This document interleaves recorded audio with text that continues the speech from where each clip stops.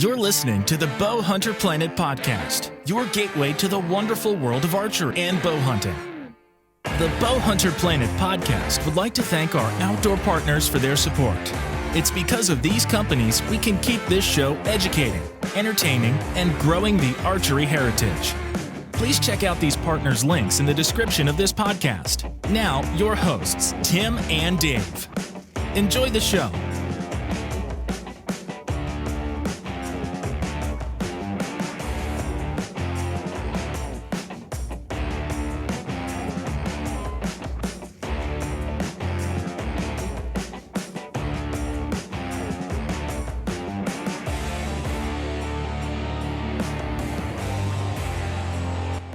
Hey guys, welcome to the BowHunterPlanet podcast. Tonight we got our special friend PJ Riley from Lancaster Archery. Lancaster being huge online store. And last time you were on the show, PJ, you told us about the amount of SKUs you guys have, which is absolutely astronomical. But it's pretty cool. And I would ask you the question: how is it going from a sales perspective? In the sense that, is it hard to even keep things in stock right now for you guys? I'll say yes and no. Some manufacturers have been very good with their manufacturing process. They've been keeping up, and we've been able to keep it coming. Other manufacturers, we get hit with a wave of stuff, and then there's a gap before we get some things a second time. And then some manufacturers that we just are having issues getting stuff from. Well, they're having issues building stuff. The supply chain is what it is. So it's a mix, yes and no. But what I can tell you is, if you're a company and you're able to produce your stuff, you're going to sell it. Yeah. That's good news. Crazy. That's really good news. And that trend's been kind of going here for a little while, and I don't see any stop coming. Do you? No, there's not stuff sitting around. That is for sure. There's no, we're not getting stuff and being like, oh man, we're not selling these things. No, if we have it, we're selling it. It's amazing. And to answer your question, no, I mean, for us, we've been seeing this for over a year. Wow. And it just seems to keep going. Every time we think, okay, let's have a pause to catch our breath here. Nope. It just keeps going. I mean, I feel like I'm seeing it more as well. And, I know, when we do like the gear reviews, you guys do gear reviews, but I'm seeing it in the comments a lot more. There's a lot more people asking for detailed questions on products. And there actually is a lot more response in the sense that, hey, can I get this in a different color, or how does this work on the bow? And but it used to not be that way. So I'm almost feeling like there's a new crowd of people coming into archery that's growing, and now you're starting to see like all these people like learning, and you go on Amazon, like simple stuff like Amazon, like cheap Chinese bows, right? They're still sound like crazy. I'm like, what the hell is going on here? Well, here we're coming up on the first week in November, right? So we're in the middle of hunting season. You figure people have their hunting stuff now. That PSE Carbon Levitate just came out last week. That's a $2,000 bow. In a week, we've already sold 4, I think. It's pro shop only, so it's not online. So I think we've already sold 4 in a week. That's good. That's great. It just came out. That's insane. It just came out. So yeah, but to your point about people getting into it, we are seeing that here this past summer. I don't know if you follow college wrestling or MMA stuff, but Bo Nickel was a 3-time Penn State national champion wrestler, and now he's into MMA. And he came in. He just got his dad was a hunter, and they met some other friends who were into archery. And so he wanted to get into bow hunting. He came down to the shop, and we set him up and stuff, and he's going hardcore. He was just texting me today about different bows and stuff like that. He already has one. He got a Matthews V3, but I mean, there's a guy who is, early 20s, never bow hunted before, and now he's just getting into it. So we're seeing that all over the place. Yeah, it's interesting you brought that up, because we actually had Corey Overtime Anderson on the show, and he's an MMA fighter, and he shoots a PSE, and he did some stuff with, I think, Dudley at Total Archery Challenge or something like that. But anyway, so he was on the show, really great guy, and I was like, I really want to support this guy. Like, I really like the fact that he's taking a different sport and in engaging archery into that. Like, when you watch his preview, you see him shooting a bow and stuff like in the fight. I'm like, wow, all these people are seeing a bow that never would see it before. So I bought Showtime to watch the fight. He was just in a fight like I think last 2 weeks ago. So I posted on Instagram, like, support, fellow archers who hunt, go get Showtime, watch the fight, but I never watch MMA because I just never have. And to be honest, now I'm like, kind of like, can't wait for the next fight. Like, I'm like, that was so exciting. I found myself running up and down the house screaming when he won. Cause I was like, yeah, it's definitely cool to see. And just now with social media, these types of people were probably getting into bow hunting all along, but with social media, you didn't know it. And now we can see who's into it, what they're into. And so, yeah, it's pretty cool. Yeah. We've been talking about that a lot lately, which is that crossover, right? There's a lot of crossover into other sports. Now, MMA is not one that you would expect, right? I mean, fishing, hunting, all that kind of stuff you kind of think, but it's great to see good representation from other guys that are in sports into the hunting industry to carry that next generation into the tradition, which we're seeing it's very surprising, very hopeful for me to see all the new archers come in, because there's been years and years and years where we've seen a dwindling population of hunters, and to see that kind of turn around, thank you COVID for that, and to see that kind of turn around and have more and more people come into the sport makes it more exciting for everybody, including us. Yeah, absolutely. Yeah, we love seeing, hey, we love our customers that we've had for 25 years and, as well as the ones who are coming in for the first time. That's all great. All good stuff. No doubt. I'll tell you one thing. How do you guys keep up with all the new products launching? How do you do you guys have a system in place to decide like what you're going to buy and sell on your site and all that kind of stuff? How does that work? So I'm going to throw out a name to you. This guy, Steve Yoder. He is our VP of purchasing. And if you're in the industry, you probably never heard the name Steve Yoder before, but if you're in the industry, you know who Steve Yoder is. He knows everything. He knows every product that's out. He knows every product that's coming out. He is just this guy who is connected everywhere. And he's got a team of buyers with him. Jerry White, Jason Homan, his brother, Eric Yoder. And these guys just, they work for us full time and they just know everything that's coming out. And we're also fortunate at Lancaster Archery that manufacturers know who we are, so they want to get their stuff to us.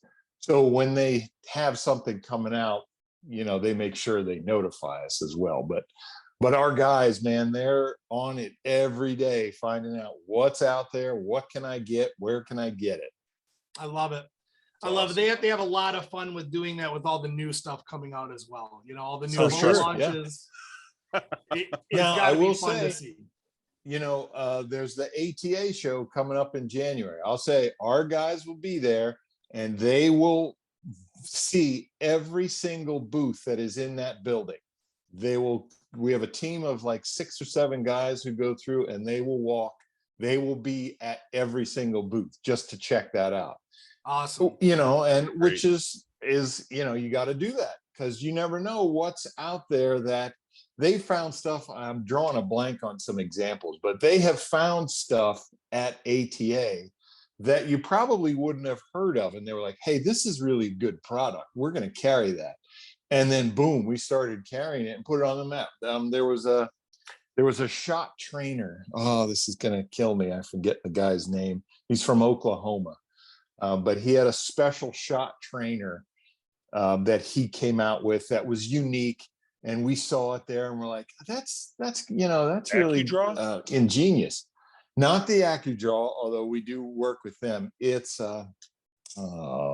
I feel like I know I'm this. drawing a The blank. Bowflex? Just kidding. No, just kidding. It's a handle.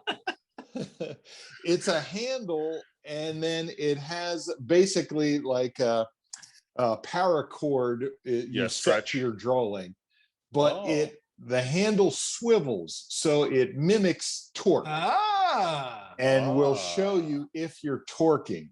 And the guy's gonna kill me. His name's Christopher Avance. I know that. I think that might be the next. That might be the next TikTok craze. The torquing videos. Yeah. Torquing through your wrist.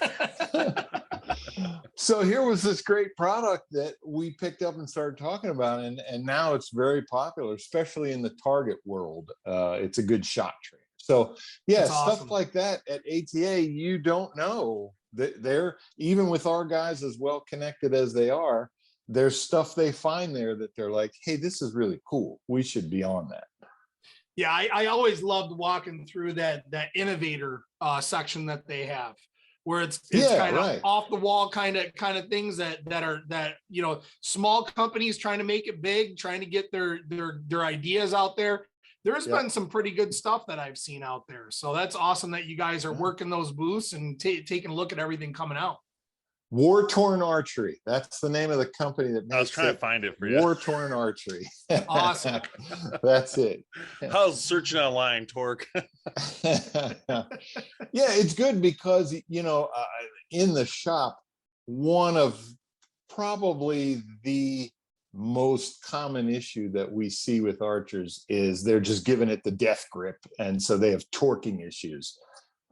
And so, you know, we work with a lot of show them different grips on how to prevent that.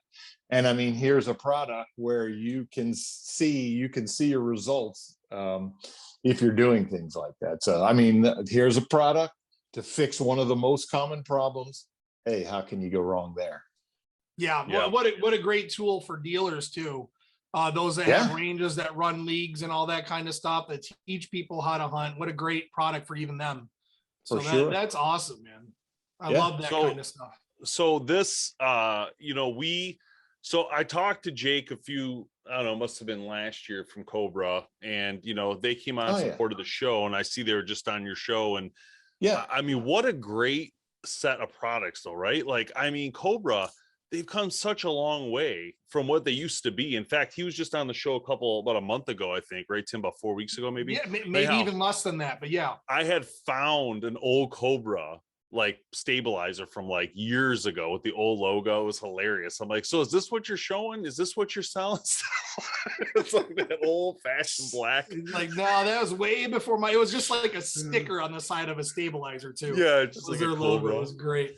So that Cobra brand, I mean, Cobra brand, that was a household name, you know, 15 years ago. And then it kind of just started going down, and Jake Major comes in. I mean, that guy, how is there a greater person in there? You know, there's lots of great people in archery, but Jake Major, he's just an awesome guy. Came in, bought it. He wanted to revive the brand. He's been doing that. I mean, he's just been killing it. Every year he's got new stuff, cool stuff.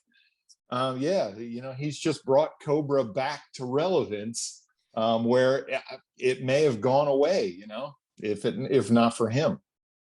Yeah, for sure. Not only that, like, I mean, just the thought of, like, you know, getting on your show, getting on our show, getting the word spread out there, supporting this podcast, right? I mean, things like that. Like, he realized, like, all right, I gotta get all these things going and get this thing rolling, and that's you gotta love that initiative, you know, because he could have just redid it, but then didn't reach out and start promoting it the correct way, and then you get nothing from it, right? But when I was blown away by the releases, to be honest, having that, like, small stem, and then the roller system where you just push it and it clamp. I mean, it was such a cool thing for us. And I mean, obviously you yourself have shot tons of releases over the years, and I have as well.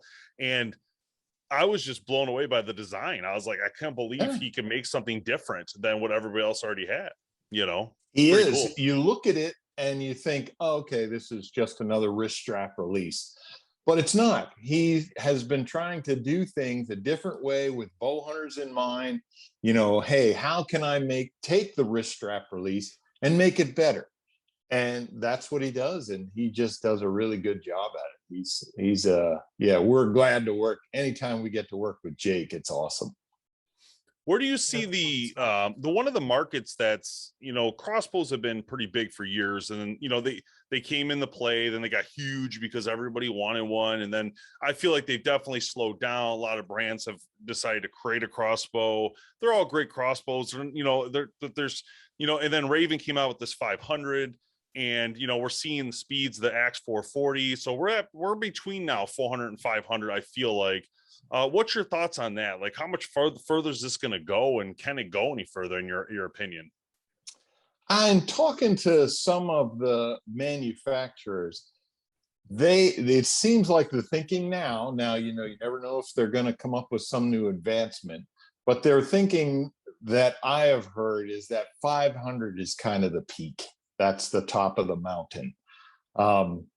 So it seems like the 400 to 500 range, that's probably where you're going to see it, with a couple trying to hit that 500. But it's, from what it sounds like, it's 500. And so one of the issues that we are seeing this year with these high speed crossbows, because they are under a tremendous load even when they're not cocked, is that all these manufacturers, people don't realize this, but they will tell you, replace these strings and cables every year to a year and a half, or like 200 shots. And it's what they say is whichever comes first. Yeah. So wow. People think they buy a crossbow and they're like, oh, I can keep these strings on for 4 years. Well, this year, for some reason, we've seen many crossbows blow up because the strings were several years old. And we've been telling customers like, hey, I know it seems like it's excessive, but replace that stuff every year. There's just so much pressure that they're under. Yeah, so I've heard manufacturers come out and start taking that tone as well. You know, I have some buddies that shoot some of the higher end crossbows, and their experience has been right around that 2 year. And you know, thankfully, a lot of the higher end crossbows that are under that kind of tension, a lot of them, I mean, they're all under tension, but some of those really high speed ones come with lifetime warranties, thankfully, because I had a buddy who broke a string and had to send his bow in because it got a little messed up when that string broke and stuff like that, which was great, but you still don't want that to happen. That preventative maintenance is huge. And if you can spend a couple dollars now to make sure that you have a crossbow for your hunting season for those 3 or 4 months that you're going to need it, you don't want your bow to be in the shop waiting for you to hunt. No, for sure. And what happened is we ordered extra sets of strings and cables this year, and we ran out because the demand was, and we ordered based on expecting a high demand, and the demand was actually even higher because we had so many people come in who had problems. Yeah, that makes sense. That makes a lot of sense. What's your thoughts on that? Your equipment. What's your thoughts on that? So you have, obviously we have the compound crossbow market, then we got like the Excalibur recurve style.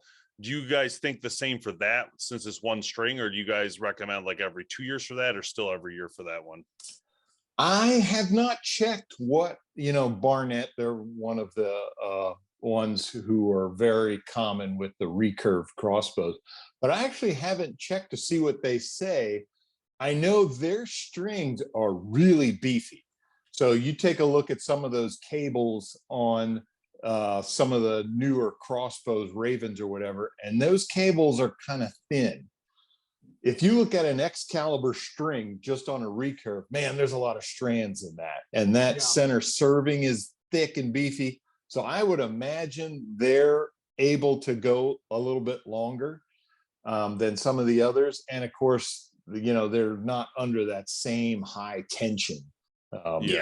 You definitely want to make sure that you still wax them, though. Absolutely. Right, sure. And all that stuff. And the beauty part about the Excalibur side of it anyway, is that if it does break, you can replace that yourself, which is good. There's, you know, you can buy the gadget that helps you pull the limbs up so you can fit the string back on there, and it works great. So But great point on that. I mean, you're making a big investment, and these are big investments now. Oh yeah. And you can get into crossbows really cheap, but you can get into crossbows more expensive than most guns that you want. Oh yeah. Nowadays. Yeah. So if you're going to make that kind of investment, make the investment. Make sure you're going to take care of it. That's a great point. Yeah, definitely. What about speed on compounds? What are you thinking there? So the speed on compounds. So I end up testing a lot of those, and there's the IBO speed rating, and you know, if you're shooting the average hunting arrow, you're just not hitting those speeds that the IBO speed rating comes up with. At least I've never been able to do that with a decent hunting arrow. If I can get in the I'm 29.5-inch draw. I generally shoot 70 pounds for hunting. If I can get in the 280s, high 280s, low 290s, I'm happy with that. I know there's over 300, but it seems to me, I still think like 300 is about the benchmark for that. And if I'm 280s, 290s, I'm fine with that. That's plenty good. It seems to me once you start getting into those super high speeds, you're having to do something that may potentially make the bow less forgiving. I'm not going to say less accurate, because you know, you put one of those super high speed bows in the hands of Levi Morgan, I bet you drive tacks with it. But you give it to me, you know, 6-inch brace height, super radical cam, you know, not a lot of let off to everything you do to build speed, I might not do so well with it in trying to maintain those high speeds. Yeah. So and speaking of like accessories real quick, because I noticed on the website you guys have the Oracle 2 right on the front page right now. oh yeah. So I guess, how is that part of the business going? So like the tech / you know, archery stuff like that. Crazy. Like an Oracle. Crazy.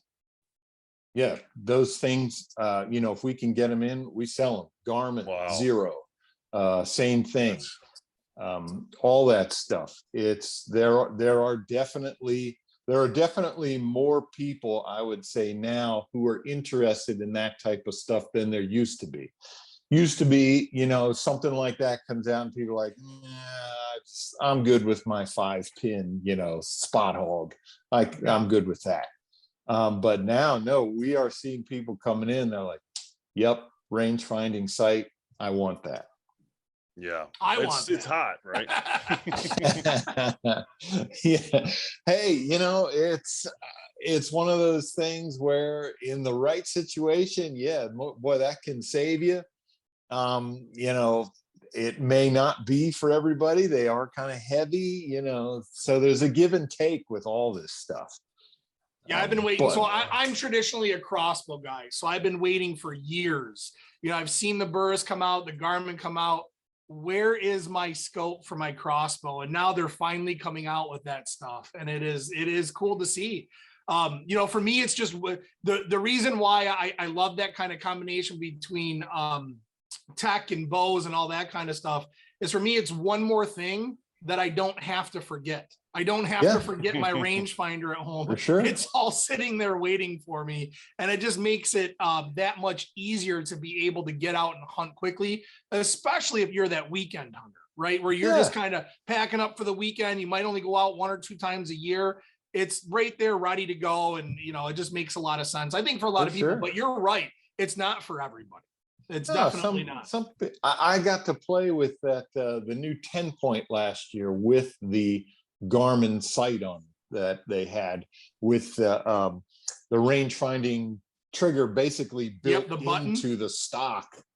And I mean, that thing was unbelievable. You know, I just sat at a bench and I was on our archery club's practice range, and I just sat there, you know, hit it 60 yards, gave me a dot, boom, centered. come back 35 yards, hit the thing, gave me a dot, shot it. I mean, it was, there's no denying that it was impressive what it could do. It would have saved me this last weekend. I had a quick shot on a doe, came in really fast, was moving, you know, decent, stopped for just a second.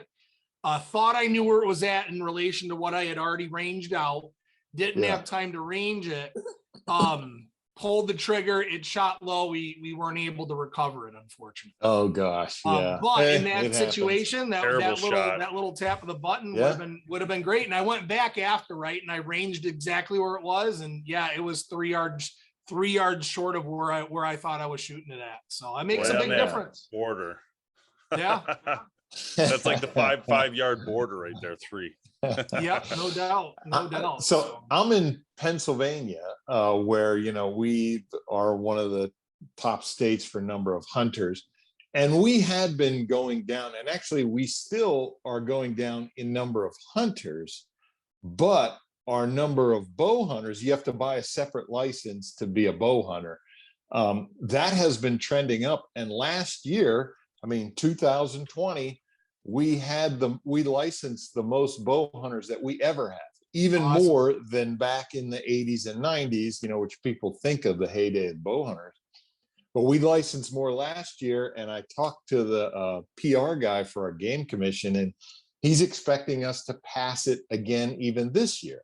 Now, a lot of that, I'm sure, is crossbows, because we're seeing a lot of those. And, you know, there's always the big debate, crossbows, not crossbows. Hey, it's legal in Pennsylvania. In Pennsylvania, a crossbow is the same as a compound bow, is the same as a recurve bow, is the same as a, what do you call it, longbow. It is what it is. So, hey, if it's getting people out there and they're getting out and hunting and, you know, going to bow shops, etc., we're all for it. Yeah, we're the same way in Michigan as well. Same season for crossbows and all archery for our season that opens up. And I say the same thing, you know, if it's a legal take, why? I mean, we're just trying to get people out there. One of the other things that I do say a lot is if you haven't shot a crossbow in a real world situation when you're hunting, I think you're missing out or not getting the point as to how hard it can be. The hunt is just as hard. I mean, I'm not shooting 60, 70 yards, you know, I'm shooting this deer was, I thought it was at 29. It ended up being at 32 or 33, or it ended up being at like 32 or 33.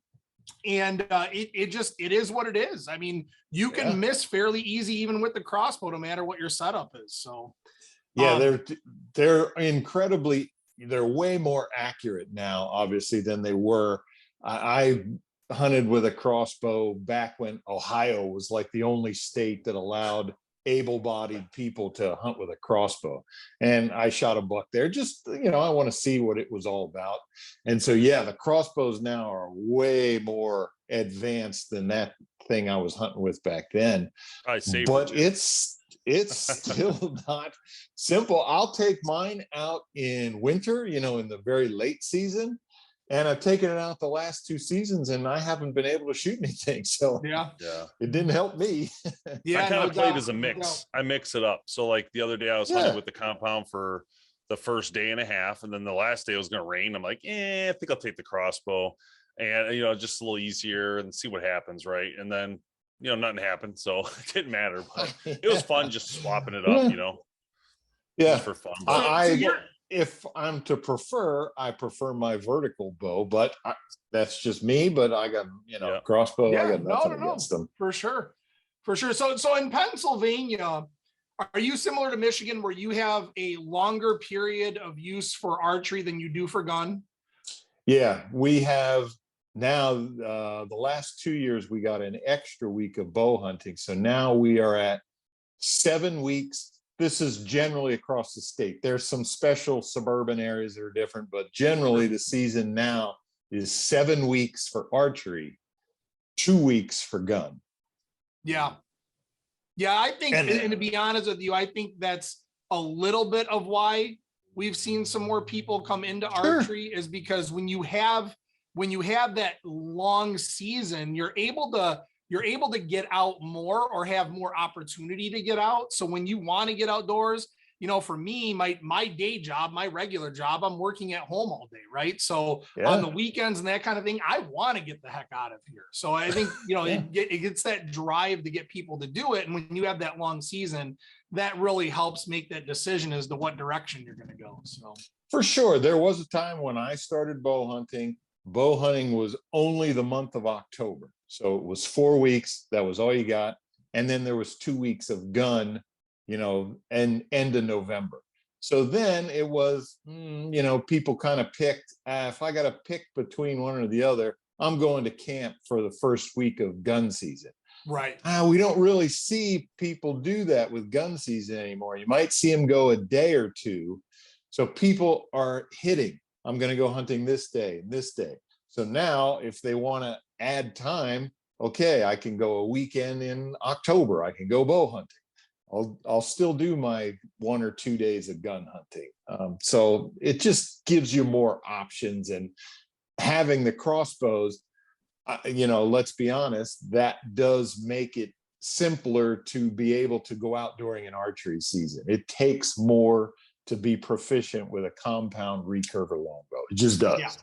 And if you're blessed enough to have a local property and you buy one of the cell phone cameras that you guys offer on your website, you might see in the morning that big buck's running around and might make that decision to head out Go a back little out bit earlier. So for sure. Yeah, definitely. for us, we have the later season hunt. So like for us, so like we usually plan about 3 hunts a year as a team, and we go to like a place where we hunt. And anyway, the last hunt coming up, it takes place the week before gun, and we split it in half. So we'll go Wednesday, which is archery, through Monday or Tuesday, Monday being opening day gun. We'll do 2 days of gun and go home, whatever. So we're there like a solid week pretty much. And this year I'm using a pistol for gun hunting, which I'm very excited about. Ruber Super Red Hawk, 10 millimeters. Nice. So I shot this thing. Tim, you weren't there. I shot it at like, I first started 20 yards to make sure that I had a burst scope on it to make sure it was going to hit. And it was dead on from just the first shot. I never shot it before. I put the scope on, dead nuts, 20 yards. I backed up to 50, dead nuts, backed up to like 75, dead nuts. And it kept hitting. I was like, wow. So that was it. I was like, I'm done. Washing it, clean that thing out, get it ready to go. So exciting. Yeah, just something different. You know, you could be out there with a rifle, but hey, take a handgun. Yeah, different. for sure. you got it. So I got a funny, well, not a funny story, but a story. So I was at a archery club. I don't even know how you describe this place. It's a, and you might actually know it. Actually, it's called Rising Phoenix, but it's like an archery learning center in Rochester, Michigan. So I'm in there, and my kids have classes on Sundays, and they go and they learn proper archery and all that stuff. I mean, I'm okay hunter. I'm not like the proper archery kind of guy. I'd rather have a target guy showing them how to do everything because they're going to get it down. So anyhow, I'm in there. Yeah, right. I'm in there. And so Jamie and I are sitting there. We're like, man, it'd be kind of fun to get into this, you know, like maybe shoot a little more. We don't really do target, you know, so we're like, we should really learn about this. So I get up and they have all these bows on display. So I walk over there and I'm like, what are these? Like, you know, because I'm not used to seeing all these things. And it's a company called Galaxy. So then I'm like, I never heard of this before, you know? So I Google it and it comes up Lancaster, everything all over it. And I'm like, what is this? So is this something you guys do direct, or how's this work? So this is a brand that we started. You know, Rob Caulfield, he is the founder of Lancaster Archery since 1983. And this guy just lives, eats, and breathes archery. So he had it in his mind where recurve is his first love. Recurve, that's what he loves more than anything. He wanted to develop he wanted to have some recurve bows that were not, you know, top shelf nor bottom shelf. Something that was affordable, but still real good quality, that you could get someone into archery and they're not coming in with equipment that's going to hurt them, you know, not hurt them physically, but it's just going to hold them back from being able to achieve. So he developed this line, you know, with our guys there, of this Galaxy line. We have all different price points. There's stuff for bare bow, there's stuff for Olympic recurve, there's stuff for traditional bow hunting, just all different kinds of recurve archery. I think we even had, we got some longbows in there too. And it's just this line that we have where we have different price points. That was our key to it, was to have something that people could get into and still have quality equipment, paying basically whatever they can afford. There's something in that price range. No, you got that right. I'm looking on your website right now, and not only are they pretty cool looking, they are good price points, no doubt. Yeah, it's really good stuff in there. There's a good one. I mean, that's a great Olympic recurve riser there for $250. Yeah, that's unbelievable. Really, you can pay $1,000 for a recurve riser only. Remember, you still got to put limbs on that thing. Right. The one thing I noticed, the grips are a lot, different between them, because I was looking at them too, because they had a whole bunch up there. It was really impressive. And they're right. The prices were all over, right? They started super low. And I think this might have been the most expensive one they had, but it was pretty cool. And it's interesting because it's almost like, what's the word? A la carte, right? Because I think you buy this, right? Then you buy the limbs separately. And there's different levels of limbs. Okay, you just spent $250 on a riser, and do I want to spend $200 on a set of limbs, or can I get something low? So I believe for that one we have our bronze, silver, and gold level limbs, and they're just different categories, different price points again. Yeah, it's so cool. I was blown away when I saw it. I was like, wow, this is Lancaster?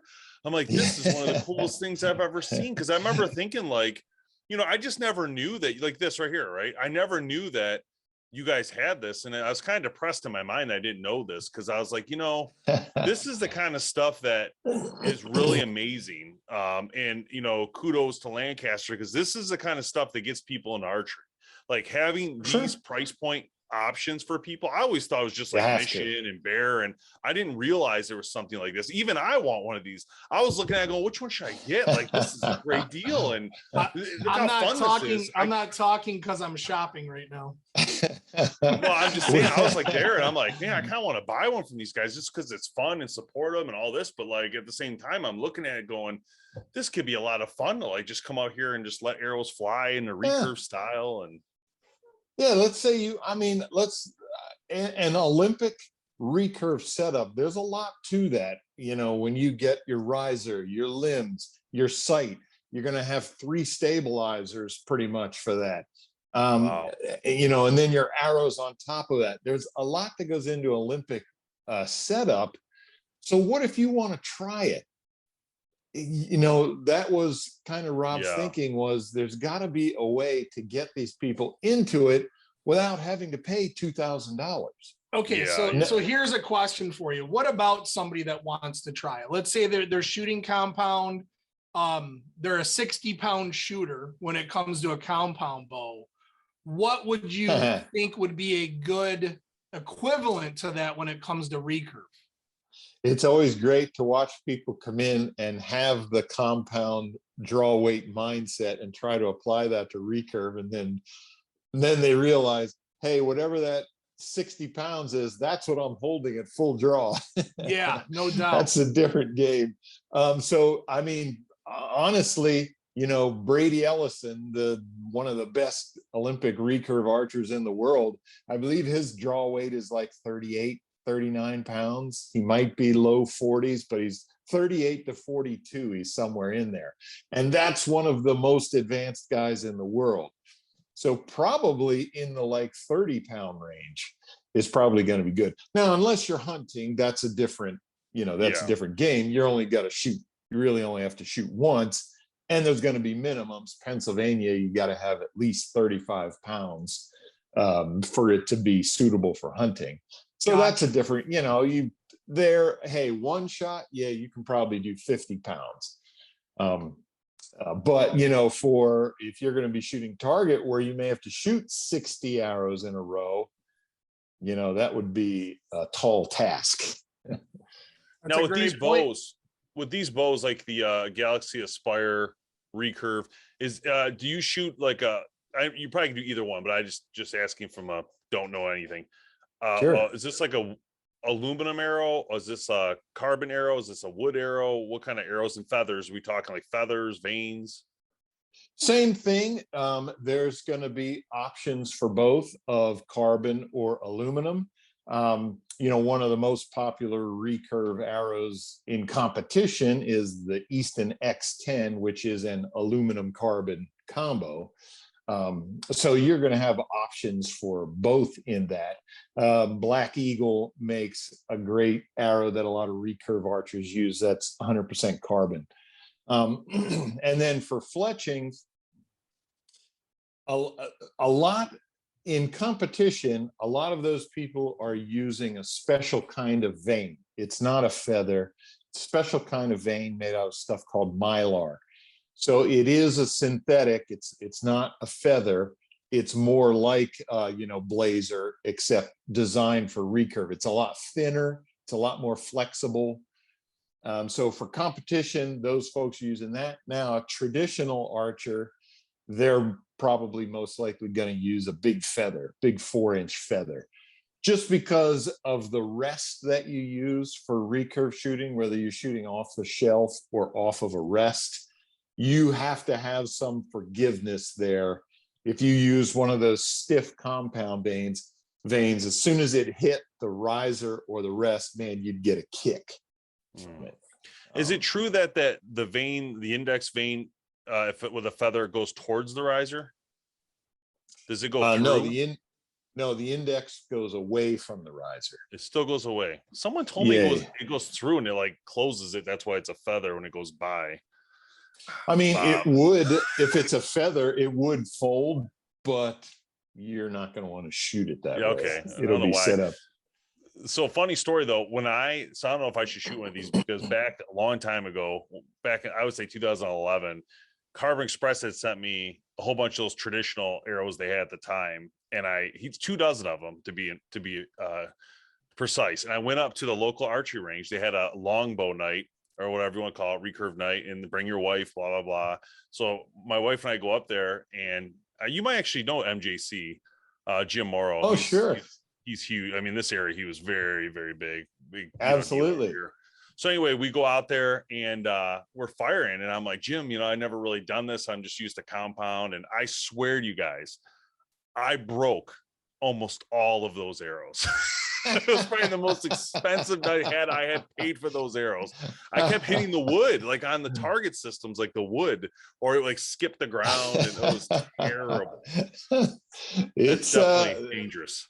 I mean, that's definitely the highest learning curve, is to become proficient with a recurve in a bare bow setup, no sight. I mean, that's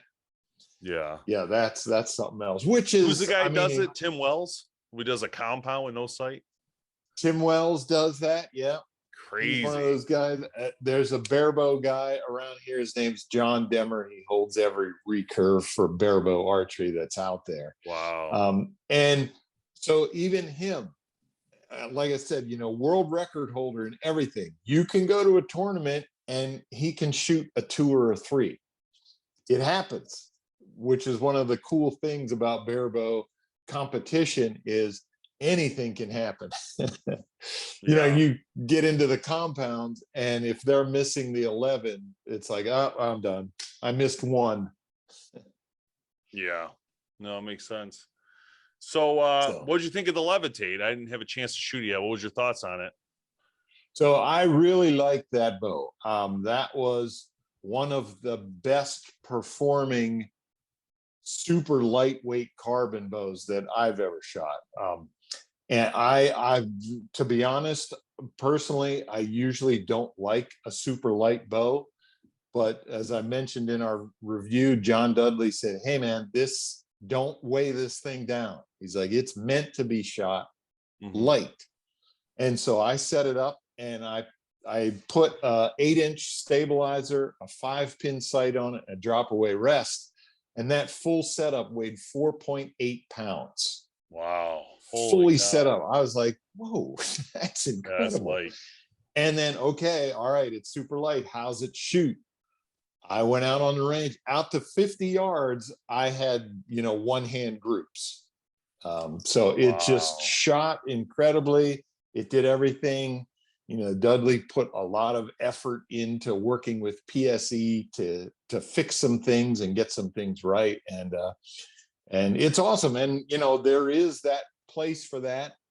The guys who hunt at high elevation. I know I went hunting one time in the Arctic where it was -40, and I did take a carbon bow for that just because it's impervious to those temperature changes. So they have their place. Yeah, they're expensive, but they have their place. And with this Levitate, I feel like PSE really, that's a great bow. Yeah. What's this one cost? 2,000? It's the retail is $18.99. So That's not bad. Yeah. And what's the Hoyt carbon, like 1,700? I can't remember the RX5. It should be around there, 1,600, 16, 17, like somewhere in that range. Yeah. Which that was a great bow too. It's a little bit heavier, but that was a great shooting bow. Hoyt, I felt like really took a step back into relevance last year with their new cam system. That cam design and the way it shoots, it just did away with the quote unquote Hoyt hand shock. It just went away. So I really liked last year's Hoyts. I haven't seen this year's yet, but the 21 Hoyts, they were awesome. The carbon and the aluminum, they were awesome bows. Yeah, interesting how they added the Picatinny systems on it. Super excited about that because I thought, man, it's a really innovative idea. And like, it's just interesting to me that when you shoot all these bows over time, it's like unbelievable to me that these companies can still innovate and come up with ideas. Like you're like, you think like, how much more stuff can you do to this thing? It's like, what the heck? And yet they still do it. It's crazy. I'm like, it's just something different, a different way to mount the sight. Why not? That makes sense. Just like, we had the integrate rests, Matthews, PSE, Hoyt does it now. They all have an integrate option so that you just clamp your rest onto the back there and it's super solid. So yeah, they're doing lots of stuff. Does this mean the Levitate then becomes the most expensive carbon bow in the market or the most expensive compound bow? Because I think it does. I don't know. That Matthews Monster is still I forgot about that. 2,000 something bow. You're right. That's still that's not a carbon bow, but that one is over 2,000. Yeah. I forgot all about that bow. Because that's like a custom one, right? Didn't they have like a Safari as well at one time? Basically, it's the Monster Matthews Safari. It's the same bow, and it's basically custom made. But I don't know. I don't know if I've ever seen one. I don't know anybody who owns one, but there's people out there who want them. But can you, and I'm going to put you on the spot for a second, but can you name one product or one category of products that you're most excited about? I'm going to say I'm a release guy. I just like seeing the different ways that people are creating these releases. I think releases are getting better and better and better. And when I say that, I mean all of them. I mean the wrist strap, index finger releases, the thumb buttons, the hinge, back tensions, and then the true tension activated releases. We've got really good releases in all categories there. So anyway, I'm really excited to see, you can get to a point where you think, these releases now, they're just gimmicks. But you're seeing some people come out with some stuff that's just really catching your eyes, Jake Major from Cobra came out with that Cobra Harvester. I mean, as a thumb button. That's a great thumb button release. That thing's awesome. Yeah. Super light. It works great. UltraView came out with their hinge release. And, it's a unique hand design. it just fits people a certain way.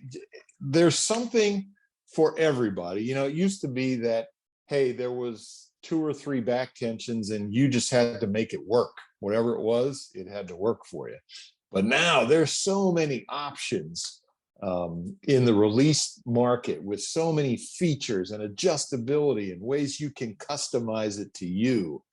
I'm not surprised that we keep seeing little different new things every year in the release market, when you would think it's a trigger for a bow. What else can you do? Yeah. What can you innovate more, right? How you change that mousetrap. Yeah, exactly. Did you see Cobra's bow sight? The radius? The radius. Is that the one with the unbelievable pins? They're all move in a line. They move. Yes, yes, I did see that. Yeah, you sight the one, everything comes. It's unbelievable. Yes. I'm like, Jake, what the heck are you doing with this? Like, are you going to be a sight company, or you should sell this to somebody? This thing is awesome. Like, holy cow. Yeah, it is legit, man. Yeah, innovator. That's interesting. Yeah, for sure. That's really something. We're not done.